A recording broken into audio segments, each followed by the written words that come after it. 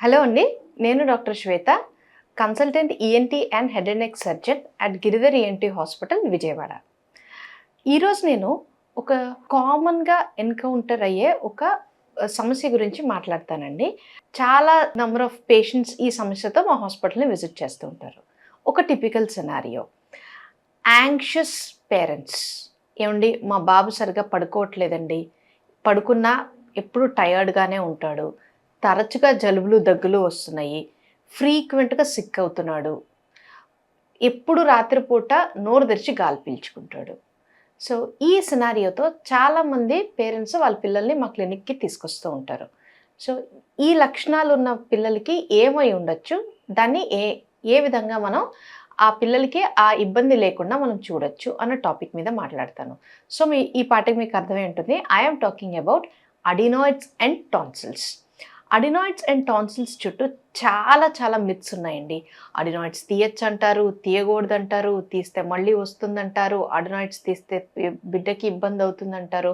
అలా నేను పేషెంట్స్ దగ్గర నుంచి రకరకాలమైన మిత్స్ వింటూ ఉంటాను. సో, ఈ వీడియో ద్వారా దాని గురించి కొంచెం వివరణ, పేరెంట్స్ ఏ విధమైన సింప్టమ్స్ ఆర్ ఏ విధమైన లక్షణాల్ని పిల్లల్లో ఐడెంటిఫై చేసి ఎప్పుడు వాళ్ళని డాక్టర్ దగ్గరికి తీసుకెళ్ళాలి, డాక్టర్ ఇచ్చే సలహాలని ఏ విధంగా ఇంటర్ప్రెట్ చేయాలి, పిల్లలకి ఆ ఇబ్బంది లేకుండా ఎలా చూడాలి అన్న దాని మీద లిటిల్ డీప్ డిస్కషన్ చేద్దాం. ఈ మౌత్ బ్రీదింగ్ అంటే రాత్రంతా నోరు తెరిచి పీల్చుకోవడంతో పాటు గట్టిగా గురక కూడా పెడతారు చాలామంది పిల్లలు. దీంతో పాటు రెస్ట్‌లెస్‌గా పడుకోవటం. అంటే పిల్లవాడు అటు తిరగడా, ఇటు తిరిగినా రాత్రంతా రెస్ట్‌లెస్‌గా పడుకోవటం అన్నవి జరుగుతూ ఉంటాయి. మళ్ళీ చెప్తున్నాను, ముక్కులో గాలి ఆడకపోవటం వల్ల నోరు తెరిచి పీల్చుకోవటం, గట్టిగా గురకబెట్టటం, రెస్ట్‌లెస్ స్లీప్. ఈ 3 కూడా ఎడినాయిడ్స్ యొక్క ప్రథమ లక్షణాలు మనం పిల్లల్లో అబ్జర్వ్ చేయొచ్చు. సో, దీనివల్ల రాత్రంతా ఇలా డిస్టర్బ్డ్ స్లీప్ ఉండడం వల్ల పగటిపూట ఆ పిల్లలు రెస్ట్‌లెస్‌గా ఉండటము, ఇరిటబుల్‌గా బిహేవ్ చేయటము లాంటి లక్షణాలు కనిపిస్తుంటాయి. అదేవిధంగా డిఫికల్టీ ఇన్ కాన్సంట్రేషన్, వీళ్ళ స్కూల్ పెర్ఫార్మెన్స్ కూడా కొంచెం తగ్గొచ్చు. అలాగే వీళ్ళ టీచర్స్‌తో వాళ్ళతో మాట్లాడితే బాబు ఫోకస్ చేయటంలో ఇబ్బంది పడుతున్నాడండి అన్న ఒక కంప్లెయింట్‌ని మనం వినొచ్చు. దీంతో పాటు దీర్ఘకాలికంగా లేదా రిపీటెడ్‌గా అడినాయిడ్ ఇన్ఫెక్షన్స్ రావడం వల్ల అవి చెవుల్ని ఎఫెక్ట్ చేయడం మొదలుపెడతాయి. ఎందుకనంటే ముక్కు నుంచి చెవికి కనెక్ట్ చేసే గొట్టంకి కూడా ఈ ఇన్ఫెక్షన్ స్ప్రెడ్ అయ్యి చెవిలో తయారయ్యే నీరు డ్రైన్ అవ్వక పిల్లలకు చెవి నొప్పితో వస్తారనమాట. నిజానికి చెవికి ఎందుకు వచ్చింది అని అనలైజ్ చేసి చూస్తే వాళ్ళకి అడినాయిడ్స్ ప్రాబ్లంగా ఉంటుంది. సో, చెవి నొప్పి అయినా కానీ అడినాయిడ్సే దానికి కారణం. కానీ చాలా సందర్భాల్లో ఎలా ఉంటుందంటే, చెవి నొప్పిగా ఉందని తల్లిదండ్రులు దగ్గరలో ఉన్న ఫార్మసీ నుంచో, ఎక్కడి నుంచో ఇంట్లో ఉన్న డ్రాప్సో ఆ పిల్లలకి చెవిలో వేస్తారు. అది సరైన పద్ధతి కాదు. ఈ పాయింట్ నేను మీకు రీఎన్ఫోర్స్ చేయాలి అనుకుంటున్నాను. చెవి నొప్పి అన్న ప్రతిసారి పిల్లలకి ఏదో ఒక డ్రాప్స్ తీసుకొచ్చి చెవిలో వేయటం అన్నది మంచి పద్ధతి కాదు. ఎందుకు ఆ చెవి నొప్పి వస్తుంది? అడినాయిడ్ వల్ల వస్తుందా? జలుబు చేసి వస్తుందా? అన్నది చూసుకుని దానికి తగ్గ ట్రీట్మెంట్ అన్నది తీసుకోవాలి. అట్లాగే ఇందాక నిద్ర గురించి మాట్లాడుకున్నట్టు, ఈ అడినాయిడ్స్ అండ్ టాన్సిల్స్ ఉన్న పిల్లల్లో గురక ఉండటంతో పాటు పూర్ క్వాలిటీ ఆఫ్ స్లీప్ ఉంటుంది. అంటే రెస్ట్‌లెస్‌గా పడుకుంటారు అని ఇందాక ఒకసారి నేను అన్నాను. రాత్రంతా ఒక డీప్ స్లీప్‌లోకి వెళ్ళకుండా అటు తిరిగి, ఇటు తిరిగి ఇబ్బంది పడుతూ ఉంటారు. సో, పిల్లలు రాత్రంతా పడుకున్నా కానీ పొద్దున్న లేచేసరికి మాత్రం ఇంకా కొంచెం నీరసంగానో, ఇరిటబుల్‌గానో ఉంటారు. చాలా సార్లు తల్లిదండ్రులు చెప్తారు, మా పిల్లవాడు రాత్రంతా పడుకుంటాడండి, కానీ పగటిపూట వీక్‌గా ఉంటాడు, ఇంట్రెస్ట్ లేనట్టు ఉంటాడు అని. సో, ఇక్కడ మనం అర్థం చేసుకోవాల్సిన విషయం ఏంటి అంటే, క్వాంటిటీ ఆఫ్ ద స్లీప్ కాదు, quality of the sleep is very important. అంటే పిల్లలు నోరు తెరిచి కాకుండా హ్యాపీగా ముక్కుతో గాలి తీసుకుంటూ పడుకోవాలి. అదే విధంగా రెస్ట్‌లెస్‌గా కాకుండా డీప్ స్లీప్‌లో పడుకోవాలి. అప్పుడే డే టైమ్ వాళ్ళ మైండ్ చురుగ్గా పనిచేస్తుంది. వాళ్ళ బాడీ అంతా హ్యాపీగా ఫంక్షన్ చేస్తూ ఉంటుంది. దీంతో పాటు ఈ నిద్రలేమితనం పిల్లల్లో గ్రోత్ హార్మోన్స్ రిలీజ్‌ని కూడా ఎఫెక్ట్ చేస్తుంది. ఇంకా వీక్ ఇమ్యూనిటీని క్రియేట్ చేస్తుంది. ల్యాక్ ఆఫ్ కాన్సంట్రేషన్‌ని డెవలప్ చేస్తుంది. సో, అడినాయిడ్స్ అన్నది కేవలం ముక్కు వరకే ఎఫెక్ట్ అయ్యే సమస్య కాదు. ఇది అడినాయిడ్స్ అన్న ప్రాబ్లమ్ చైల్డ్ యొక్క overall growth, development of brain and బాడీని ఎఫెక్ట్ చేసే కండిషన్. అదేవిధంగా టాన్సిల్స్ కూడా.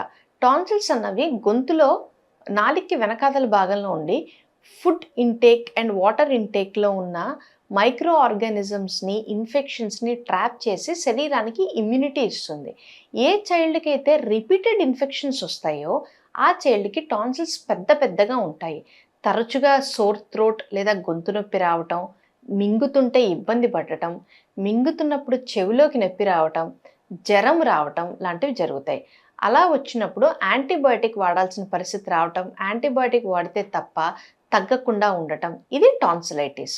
సో ప్రతి టాన్సిలైటిస్కి మనం యాంటీబయాటిక్ వాడాలా అంటే అవసరం లేదు. ఏదైతే టాన్సిలైటిస్ 2-3 రోజుల్లో తగ్గకుండా నొప్పి పెరుగుతున్నదో, జ్వరం వస్తున్నదో అటువంటి వాటికి మాత్రం యాంటీబయాటిక్ వాడాల్సి వస్తుంది. ఇదే టాన్సిలైటిస్ ఒక పిల్లవాడికి సంవత్సరంలో 4 లేదా 5 సార్ల కన్నా ఎక్కువ వస్తున్నా, గత 2 ఏళ్లలో 7 సార్ల కన్నా ఎక్కువ వస్తున్నా ఆ టాన్సిల్స్ ఆ పిల్లవాడి శరీరానికి అంత మంచివి కాదు. ఇటువంటి టాన్సిల్స్ ఖచ్చితంగా డీపర్ ఇవాల్యుయేషన్ చేయవలసిందే. అడినాయిడ్స్ అండ్ టాన్సిల్స్ ఉన్న చిల్డ్రన్లో ఉన్నాయి అని మనకు అనుమానం వచ్చినప్పుడు ఇంట్లో తల్లిదండ్రులు అబ్జర్వ్ చేయవలసిన విషయాలు ఏంటి? పిల్లవాడి స్లీప్ ప్యాటర్న్ ఎలా ఉంది? డీప్ స్లీప్లో పడుకుంటున్నారా లేదా? పడుకుంటున్నప్పుడు నోరు తెరిచి పడుకుంటున్నారా? పగటి పూట కూడా పరిగెడుతున్నప్పుడు కానీ ఇంకేదైనా సందర్భంలో మెట్లెక్కుతున్నప్పుడు కానీ నోరు తెరిచి గాలి పీల్చుకోవడానికి ట్రై చేస్తున్నారా? గురక పెడుతున్నారా? నోట్లోంచి చొంగ కారుతోందా? ఫ్రీక్వెంట్గా థ్రోట్ ఇన్ఫెక్షన్స్ వచ్చి అవుతున్నారా? ముక్కుతో మాట్లాడుతున్నారా? బెడ్ వెట్టింగ్ ఉంటున్నదా? కాన్సన్ట్రేషన్ ఎబిలిటీస్ ఎలా ఉంటున్నాయి?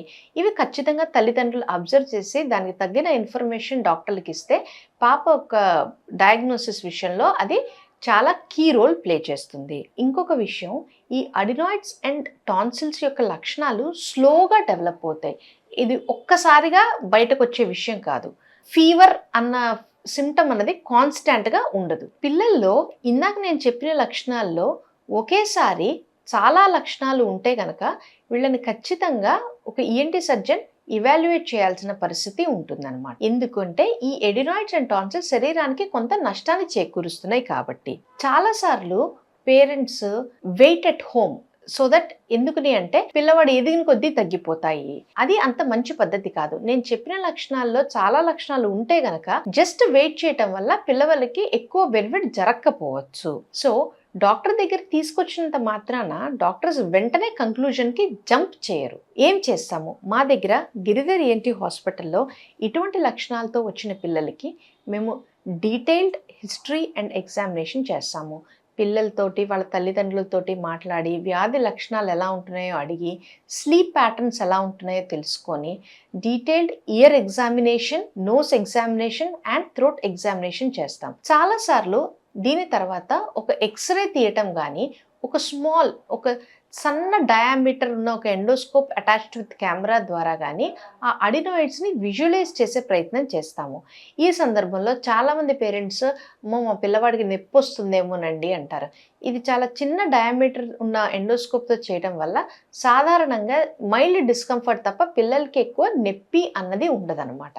అలా చూడటం వల్ల మనకేం తెలుస్తుందంటే ఎగ్జాక్ట్గా ఈ అడినాయిడ్స్ అండ్ టాన్సిల్స్ యొక్క సైజ్ ఎట్లా ఉంది, అది ఏ విధంగా పిల్లలకి అబ్స్ట్రక్షన్ కలగజేస్తున్నది అనేది తెలుసుకోవడం వల్ల వాళ్ళకి తగిన ట్రీట్మెంట్ ఇవ్వడం జరుగుతుంది. సో ఒకసారి అడినాయిడ్స్ అవి పెద్దగా ఉన్నాయి అని నిర్ధారించిన తర్వాత మెడికల్ మేనేజ్మెంట్ ట్రై చేస్తారు. Medical management in the form of nasal sprays, controlling the infection, ఎలర్జీని కంట్రోల్ చేస్తాం. ఇవి చేసిన తర్వాత కూడా బాబు లేదా పాప సింటమ్స్ నుంచి బయటపడకపోతే అప్పుడు ఆ పిల్లలకి సర్జరీ అన్నది అవసరం అవుతుంది.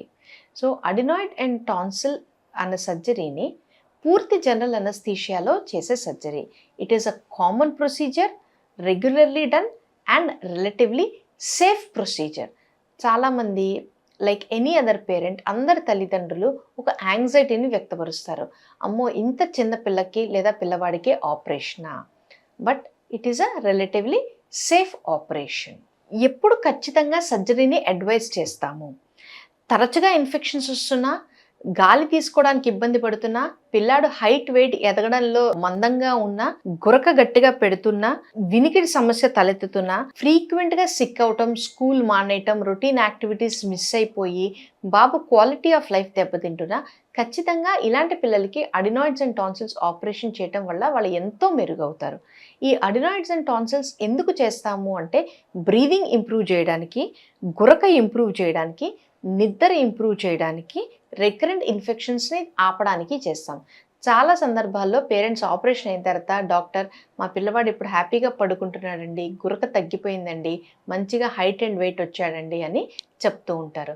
ఈ కారణాల కోసం మనం వాళ్ళకి ఆపరేషన్ చేస్తాం. As mention, adenoids and tonsils అన్న ఆపరేషన్ జనరల్ అనస్థీషియాలో చేస్తాం కాబట్టి పిల్ల లేదా పిల్లవాడికి నొప్పి అన్న పరిస్థితి ఉండదు. పూర్తి మత్తులో వాళ్ళకి ఆపరేషన్ చేయడం జరుగుతుంది. మా దగ్గర దీనికి కావాల్సిన ఆపరేషన్ కోబ్లేషన్ అన్న టెక్నాలజీ ద్వారా చేస్తాము. మా దగ్గర కోబ్లేషన్ అండ్ మైక్రోడిబ్రైడ్ 2 అధునాతన పరికరాలు కలవు.